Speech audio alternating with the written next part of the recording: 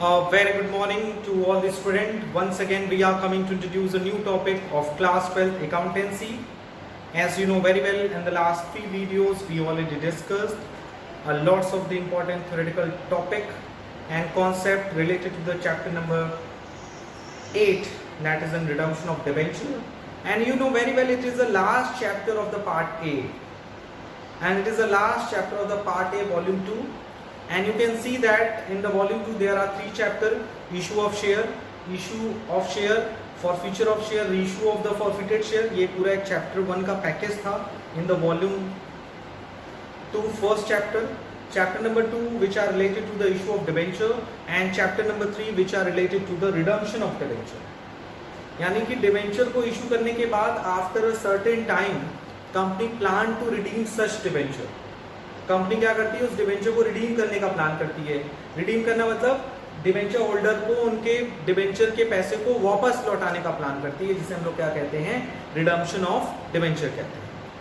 So in the redemption of debenture you can see that in the last video the two important rules and regulation which are given by companies act as well as the SEBI guideline, that is in creation of DRR, that is in debenture redemption reserve account, and creation of DRI, that is in debenture redemption investment account.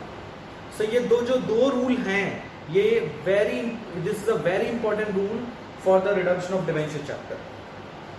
And in the last video you can see that there are basically four methods for the redemption of debenture. First, lump sum payment method. Second, draw of lots method. Third, open market operation method. And four, conversion method. So there are four methods related to the redemption of debenture. So इन चारों methods को हम लोगों ने simply और briefly वे में discuss किया था. आज के इस वीडियो में हम लोग सारे मेथड्स को, जिसमें से you will know very well there are four method for the redemption of debenture, लेकिन फर्स्ट टू मेथड ही आपके सीबीएसई सिलेबस में इंक्लूडेड है. बाकी जो दो मेथड्स हैं which are not included in your CBSE syllabus. So without taking any time, let's we start the first method of redemption of debenture, that is an lump sum payment method. इसका पूरा नाम है, पहले लिख लेंगे, method for redemption of debenture. Debenture को redeem करने के लिए कई सारे मेथड्स हैं, बट सिर्फ दो ही मेथड आपके कोर्स में इंक्लूड है. पहला method lump sum payment method और दूसरा ड्रॉ ऑफ लॉट्स मेथड. सिर्फ यही दो मेथड आपके सिलेबस में है. सो हम लोग पहले मेथड को डीपली डिस्कस करते हैं, that is an lump some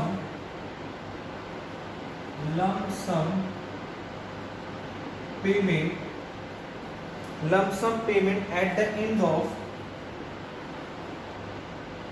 end of fixed period. यानी एक फिक्स पीरियड के बाद हम ये डिसाइड करें कि अपने डिबेंचर होल्डर को हमें एक फिक्स्ड अमाउंट पे करके उनका डिबेंचर का अमाउंट रिडीम करना है. ठीक है, चलिए इसके डिटेल्स में हम लोग डिस्कस करते हैं.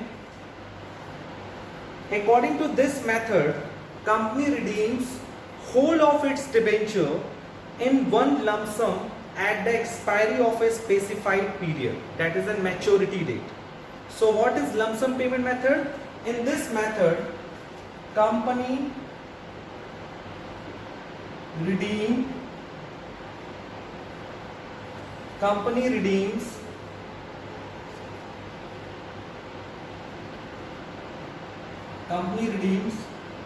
its whole of debenture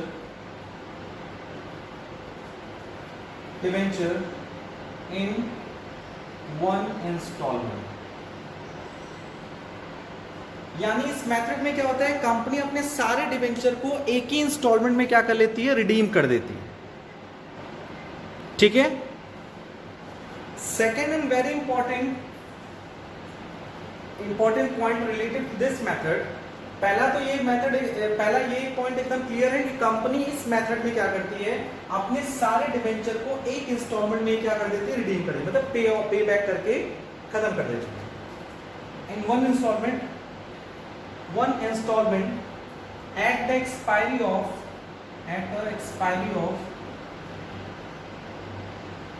expiry of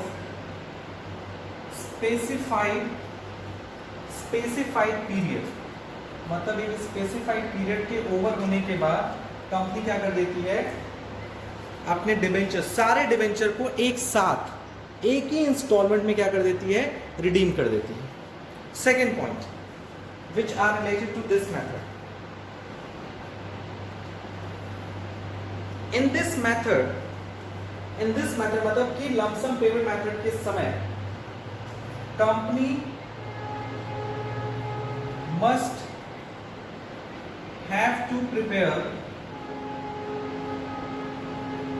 debenture redemption reserve account and debenture redemption investment account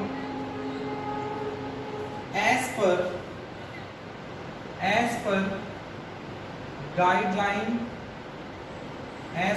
guideline given by Companies Act 2013 and same.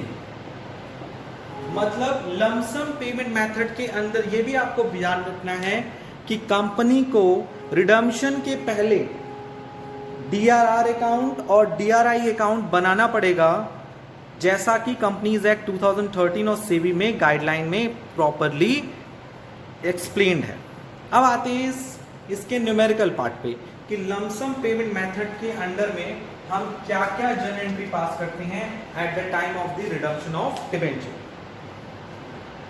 So in this situation जो जर्नल एंट्रीज पास होती है related to first method,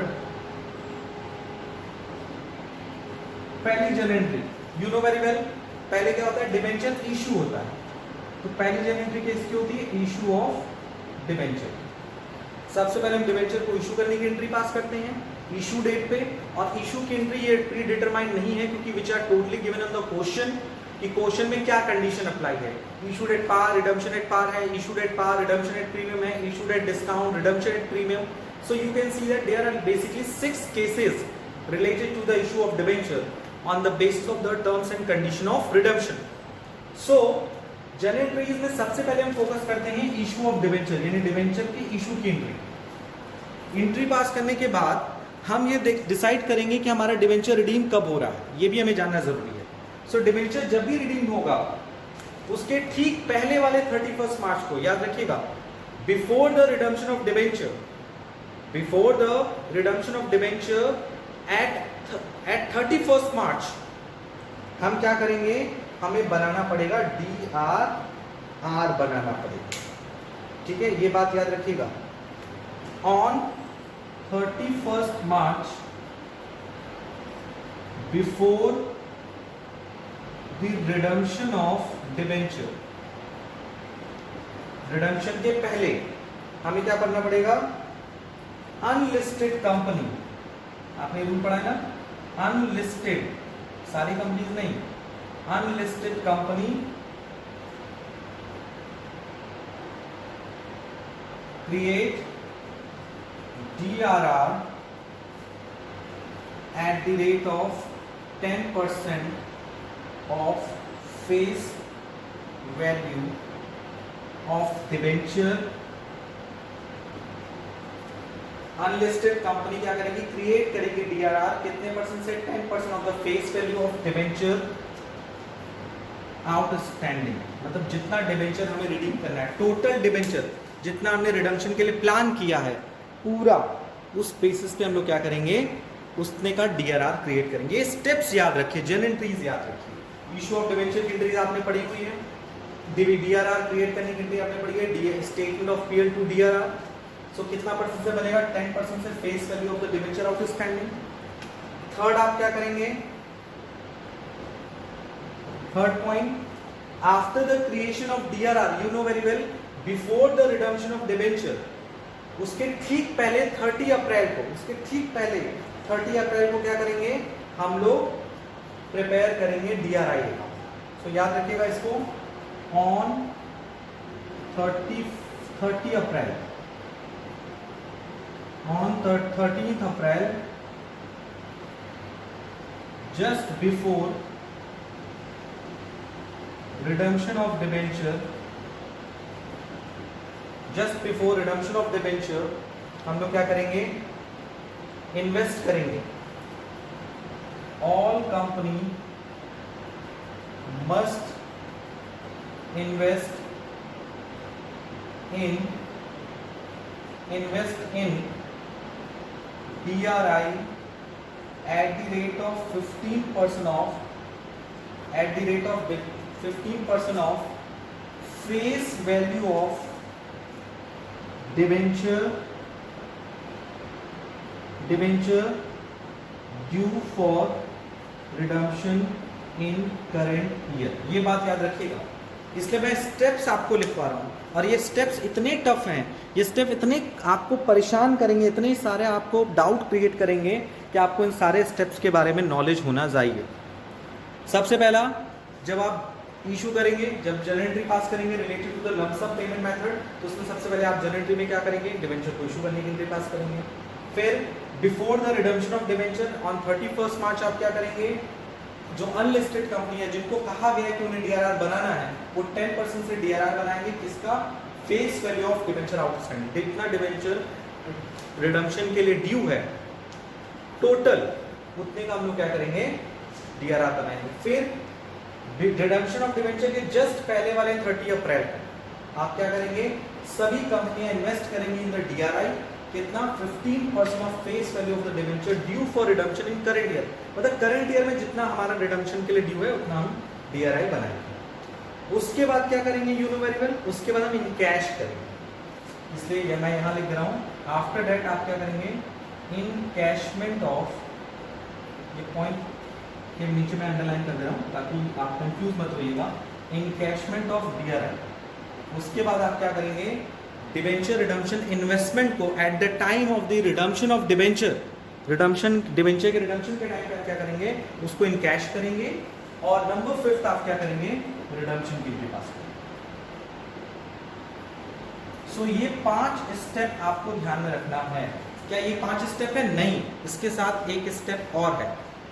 मैं step by step समझिए.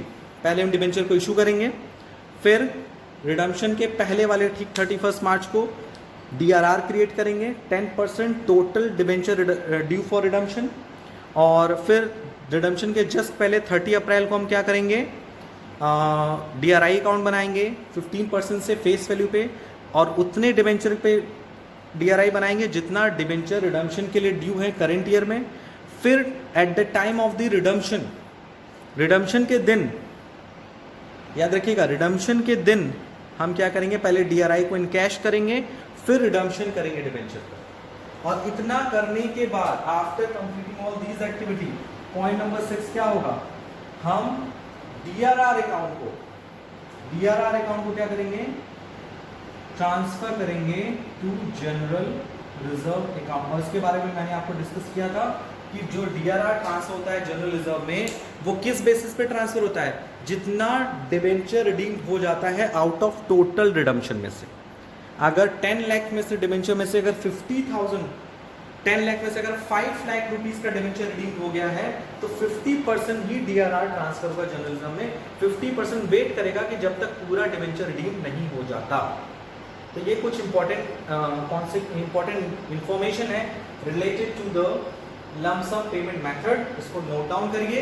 उसके बाद हम लोग चलते हैं practical question which are related to the redemption of debenture by lump sum payment method. So you can see that what are the rules, what are the steps while we redeem the debenture of company by lump sum payment method. इसमें क्या होता है, company redeem करती है सारे debenture को एक instalment में आफ्टर अ स्पेसिफाइड पीरियड. और इसमें कंपनी को डीआरआर और डीआरआई भी बनाना पड़ता है as per the given guideline by Companies Act as well as the SEBI guideline.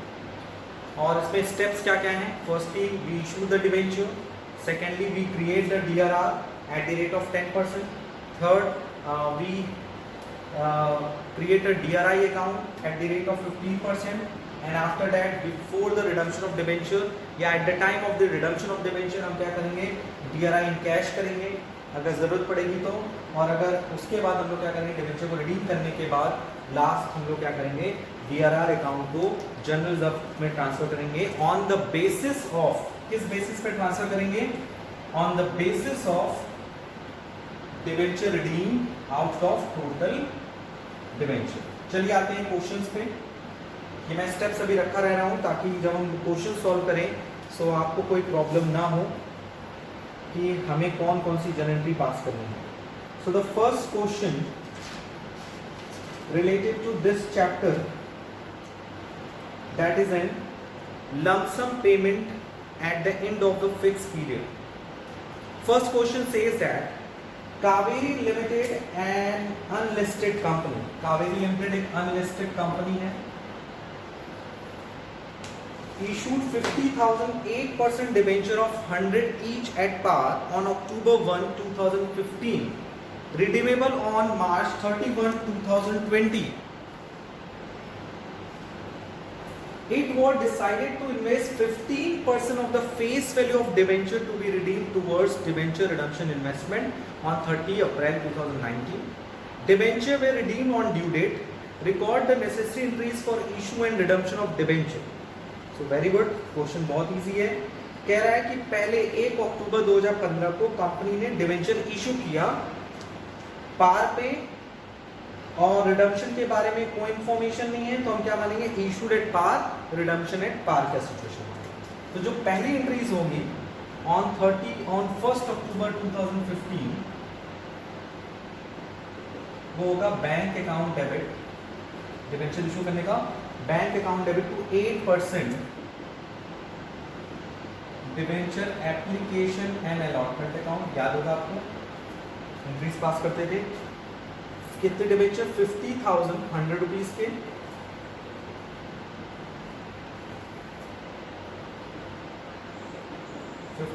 into 100 50 lakh,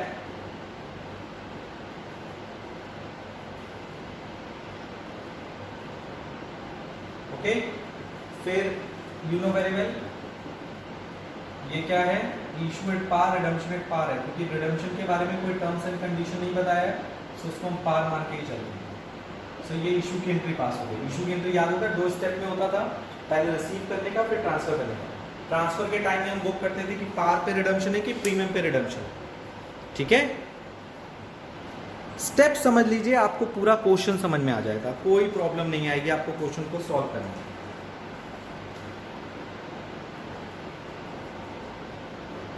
अब हम लोग बढ़ते हैं नेक्स्ट पार्ट पे। रिडम्पशन कब करना है? रिडम्पशन की डेट है दैट इज 31 मार्च 2020। तो रूल क्या कहता है? रिडम्पशन के जस्ट पहले 31 मार्च को हमें डीआरआर बना लेना है और रिडम्पशन के जस्ट पहले हमें 30 अप्रैल को डीआरआई बना लेना है। यानी डीआरआर और डीआरआई दोनों का क्रिएशन कब होगा? पिछले साल 2019। यानी सबसे पहले हम डीआरआर बनाएंगे, 2020 में रिडम्पशन है तो 2019 मार्च 31 को हम क्या बनाएंगे? डीआरआर। और डीआरआर बनाने की एंट्री क्या होती है? Statement of profit and loss debit to DRR. मैं इसको रफ भी करता रह रहा हूँ ताकि जो स्टेप्स पूरे होते जाएं वो आपके पॉइंट्स को क्लियर करते जाएं, ठीक है। सो हमने डीआरआर क्रिएट किया। डीआरआर क्रिएट करने के क्या रूल है? जितना रिडम्पशन के लिए ड्यू है, मतलब टोटल डिवेंचर कितने का है? 50 लाख। 50 लाख का कितना परसेंट? 10%। यानी कि आपको 5 लाख रुपीज का डीआरआर बनाना पड़ेगा, ठीक है। ये हो गई नंबर 3। यानी आपने रिडम्पशन के जस्ट पहले, रिडम्पशन की डेट क्या है? 31 मार्च 2020। उसके जस्ट पहले वाला 31 मार्च कब आएगा? 2019 में। तो आपको क्या बनाना पड़ेगा? डीआरआई। और उसी के जस्ट पहले आपको डीआरआई बनाना है 30 अप्रैल को। तो डीआरआई बनाना 15% की बेसिस पे। और ये लमसम मेथड है, इसलिए इसमें क्या होगा? इसलिए इसमें क्या होगा? यस, इसमें जो डीआरआई बनेगा,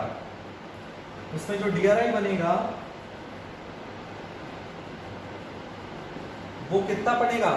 15% ऑफ 50 लाख। ये बात ध्यान रखना है, क्योंकि यहाँ जो रिडम्पशन हो रहा है वो पार्ट में नहीं हो रहा है, रिडम्पशन एक साथ हो रहा है।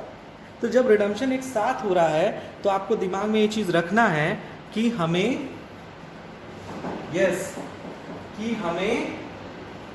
रिडम्पशन करते वक्त ये ध्यान में रखना है कि बिफोर रिडम्पशन हमारे पास डीआरआई होना चाहिए। एंट्री क्या होनी चाहिए? Debenture redemption investment account debit to bank, ये होना चाहिए इंक्लूड। लेकिन किसका 15%? उसका 15% जितना हम डिवेंचर ड्यू रिडीम करना चाहते हैं इस साल। सो इन द करेंट ईयर हम कितना डिवेंचर रिडीम करना चाह रहे हैं? Total debenture, total of rupees 50 lakh, पूरा 50 लाख का डिवेंचर हम रिडीम करने जा रहे हैं। ऐसा नहीं कि 50 लाख में सिर्फ 10 लाख रिडीम करने जा रहे हैं। सो डीआरआर बनाते वक्त हम टोटल डिवेंचर का 10% कंसिडर करते हैं, बट डीआरआई बनाते वक्त eight the time of the creation of DRI हम ये देखते हैं कि कितना परसेंट या कितना डिवेंचर हम रिडीम करने जा रहे हैं। ये बात ध्यान रखिएगा। सो यहाँ पूरा डिवेंचर रिडीम करने जा रहे हैं, इसके पूरे का 50 लाख का 15% यानी कि 7.5 लाख यानी 7,50,000 का हम डीआरआई क्रिएट करेंगे। स्टेप याद रखिएगा, ये एंट्री नंबर 1 है, ये एंट्री नंबर 2 है, ये एंट्री नंबर 3 है, ये एंट्री नंबर 4 है। 4 के बाद हम लोग क्या करेंगे? रिडम्पशन की डेट आएगी, क्योंकि रिडम्पशन के पहले हमने दोनों कंडीशन फुलफिल कर दी, डीआरआर भी बना लिया, डीआरआई बना लिया। अब हम लोग क्या करेंगे? डीआरआई को इन कैश करेंगे eight the time of the redemption. Redemption की डेट कब है? एंट्री नंबर 5, एंट्री नंबर 6 और एंट्री नंबर 7। ठीक है, मैंने पूरा एंट्री नंबर 5 क्या होगी? हम डीआरआई को इन कैश करेंगे, किस डेट को? Date of the redemption. अगर इंटरेस्ट के बारे में बोलता तो इंटरेस्ट के साथ इन कैश करते, लेकिन इस क्वेश्चन में इंटरेस्ट के बारे में कोई इंफॉर्मेशन नहीं है। कभी कभी आता है आपने इन्वेस्ट किया कहीं पैसा, तो हो सकता है आपको कुछ पैसा रिटर्न भी तो मिले, ठीक है। सो आपने डीआरआई इन कैश करने जा रहे हो, डीआरआई इन कैश करोगे, जितना आपने इन्वेस्ट किया पूरा आपने इन कैश भी करोगे। एंड आफ्टर दैट डिबेंचर को रिडीम करोगे। डिबेंचर को जब आप रिडीम करते हैं, जस्ट याद रखिएगा हमेशा, रिडम्पशन के टाइम हमेशा याद रखिएगा, जब आप डिबेंचर को रिडीम करने जाते हो तो जिस तरह से इशू की 2 एंट्री होती है उसी तरह से रिडम्पशन की भी 2 एंट्री होती है। रिडम्पशन में पहले आप ड्यू करोगे, पहली एंट्री किस डेट पे? उसी डेट पे 2020 March 31, sorry for that, March 31 पहले आप ड्यू करोगे। क्या करोगे? 8% debenture account debit to debenture holder. कितना ड्यू किया आपने? पूरा 50 लाख रुपए उसको देना है। ना कोई पार है ना कोई प्रीमियम है, सॉरी पार है प्रीमियम नहीं। फिर आप उसको पे कर दो, डिबेंचर होल्डर डेबिट टू, तो आपने रिडम्पशन कर लिया। स्टेप समझिए, ये चैप्टर जो है lots of the mixing type of the journal entries हैं, इसमें बहुत तरह की जर्नल एंट्रीज में मिक्सअप होती रहती हैं, इसलिए स्टूडेंट इस चैप्टर को लेके काफ़ी कंफ्यूज हो जाते हैं। सो कंफ्यूज नहीं होना है आपको चीज़ों को समझना है, स्टेप बाय स्टेप चीज़ों को अपने दिमाग में रखना है। पहले आपने इशू किया, फिर आपने डीआरआर बनाया, फिर डीआरआई बनाया, फिर eight the time of the redemption आपने डीआरआई को कैश किया, फिर आपने रिडम्पशन किया। रिडम्पशन के लिए 2 स्टेप, पहले अमाउंट ड्यू किया, उसी का 8% debenture debit to debenture holder, फिर डिबेंचर होल्डर टू बैंक, और उसके बाद at the end of the year आपको पता है क्या करते हैं? आफ्टर रिडम्पशन, रिडम्पशन के बाद हम लोग क्या करते हैं? डीआरआर को ट्रांसफर करते हैं। कहाँ गया? डीआरआर को ट्रांसफर करते हैं जनरल रिजर्व। जितना रिडम्पशन हो चुका होता है, यहाँ तो पूरा रिडम्पशन हो चुका है, सो पूरा डीआरआर के कहाँ चला जाएगा? जनरल रिजर्व में चला जाएगा। So DRR account debit to general reserve. So इस क्वेश्चन में आपको एक कॉन्सिक्वेंसेस या सीक्वेंस पता चला होगा कि जब भी हम डिबेंचर का रिडम्पशन करते हैं बाई लमसम पेमेंट मेथड, जब भी हम लमसम पेमेंट मेथड की हेल्प से डिबेंचर का रिडम्पशन करते हैं तो एक सीक्वेंस का हमें फॉलो करना है। सीक्वेंस, फर्स्टली हम डिबेंचर को इशू करते हैं। Eight the time of the issue of debenture पहले अमाउंट रिसीव करते हैं, फिर जो अमाउंट रिसीव करते हैं उसको ट्रांसफर करते हैं to the debenture account. After that as per the rules and regulation of the companies act and SEBI guideline हमें 10% का डीआरआर बनाना है, स्पेशली किस कंपनी केसेस में? Unlisted company, the company who are unlisted, उन्हें डीआरआर बनाना है एट द रेट ऑफ 10% के हिसाब से। किस पे बनाना है? जितनी total amount of debenture due for redemption, total debenture amount पे बनाना है। फिर उसके बाद before the redemption of debenture, just before of redemption of debenture on 30 अप्रैल आपको DRI यानी डिवेंचर रिडम्पशन इन्वेस्टमेंट में इन्वेस्ट करना है कितना, टोटल अमाउंट ऑफ डिवेंचर का 15%, sorry total amount of debenture का 15% नहीं, जितना हम डिवेंचर रिडेम्पशन करने जा रहे हैं उसका 15%, और उसके बाद हम कैश करते हैं और फिर उसके बाद रिडम्पशन में भी दो, पहले रिडम्पशन ड्यू करते हैं फिर रिडम्पशन को पे करते हैं, और फिर लास्ट में on the basis of the proportionate amount of debenture redeem, जितना हम डिवेंचर रिडीम कर चुके हैं, जैसे यहाँ पे हमने पूरा रिडम्पशन इशू कितना किया था 50 लाख, रिडम्पशन भी कितना कर दिया 50 लाख, तो पूरा अमाउंट क्या हो जाएगा जनरल रिजर्व में ट्रांसफर। यहीं अगर हमने 50 लाख में से 25 लाख रिडम्पशन किया होता तो सिर्फ 50% DRR का 50% ही जनरल रिजर्व में ट्रांसफर होता। इन सारे पॉइंट्स को अपने कॉपीज में अच्छे से नोट डाउन कर लीजिए।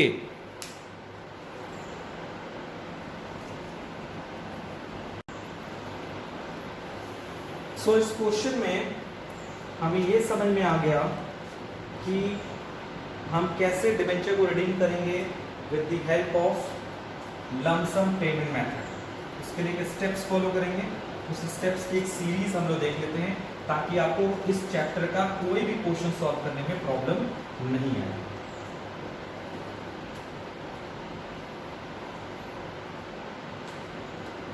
Step 1, issue of debenture. Debenture को इशू करेंगे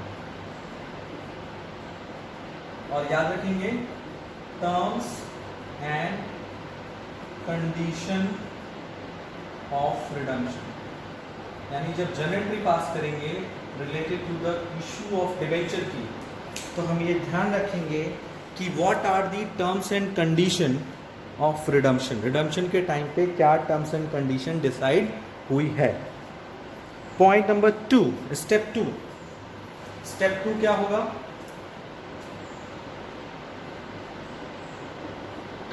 क्रिएशन ऑफ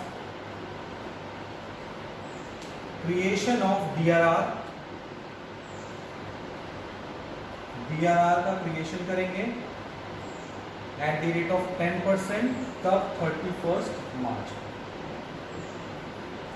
फिर स्टेप 3 क्या होगा, स्टेप 3 होगा creation of DRI eight the rate of 15% तब 30 अप्रैल। और ये ऊपर नीचे हो सकता है, ये डिपेंड करता है रिडम्पशन की डेट क्या है, क्योंकि रिडम्पशन की डेट के बेसिस पे ही हम DRR और DRI क्रिएट करते हैं।